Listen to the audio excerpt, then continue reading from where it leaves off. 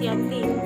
Baik, pada video kali ini saya akan memaparkan materi tentang Muhammadiyah dalam gerakan tasydid, di mana yang pertama itu materi yang akan saya paparkan yaitu tentang hakikat dan makna tasydid.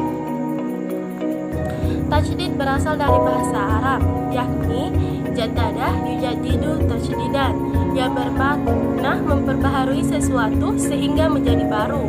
Dengan kata lain, tasydid berarti pembaharuan terhadap segala usaha yang telah dilakukan pada masa lampau untuk mendapatkan kebaikan-kebaikan sesuai dengan tujuan yang dicita-citakan. Nah, ada beberapa ahli yang mengatakan tentang tasydid. Yang pertama itu Syamsul Anwar. Dia itu membagi dua pengertian tasydid. Yang pertama, tasydid dalam bidang akidah dan ibadah adalah pemurnian. Maksudnya mengembalikan akidah dan ibadah kepada kemurniannya sesuai dengan sunnah Nabi Shallallahu Alaihi Wasallam. Dan yang kedua, tasydid dalam bidang muamalat duniawiyah adalah mendinamisasikan kehidupan masyarakat dengan semangat kreatif sesuai tuntutan zaman. Maksudnya, kehidupan masyarakat sesuai dengan capaian kebudayaan yang dicapai manusia di bawah semangat dan ruh Al-Quran dan Sunnah. Dan yang ahli kedua itu Din Syamsuddin. Tasydid adalah penafsiran, pengamalan, dan perwujudan ajaran Islam. Dan dalam arti pemurnian berarti pemeliharaan matan ajaran Islam yang bersumber kepada Al-Quran dan Sunnah Al-Sahilah. Dan yang ketiga itu Haidar Nasir.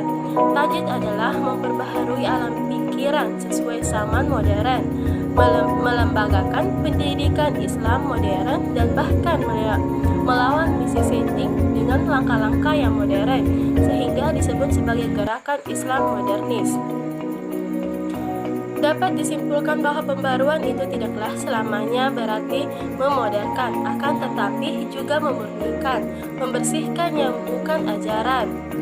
Dan yang materi yang kedua itu tentang bentuk tasydid Muhammadiyah pada bidang keagamaan. Pembaharuan dalam bidang keagamaan ialah penemuan kembali ajaran atau prinsip dasar yang berlaku abadi, yang karena waktu, lingkungan, situasi, dan kondisi mungkin menyebabkan dasar-dasar tersebut kurang jelas, tampak, dan tertutup oleh kebiasaan dan pemikiran tambahan lain. Dalam bidang keagamaan ada usaha pemurniannya. Yang pertama, penentuan arah kiblat yang tepat dalam bersembahyang sebagai kebalikan dari kebiasaan sebelumnya yang menghadap tepat ke arah barat. Dan yang kedua, penggunaan perhitungan astronomi dalam menentukan permulaan dan akhir bulan puasa sebagai kebalikan dari pengamatan pelajaran bulan oleh petugas agama.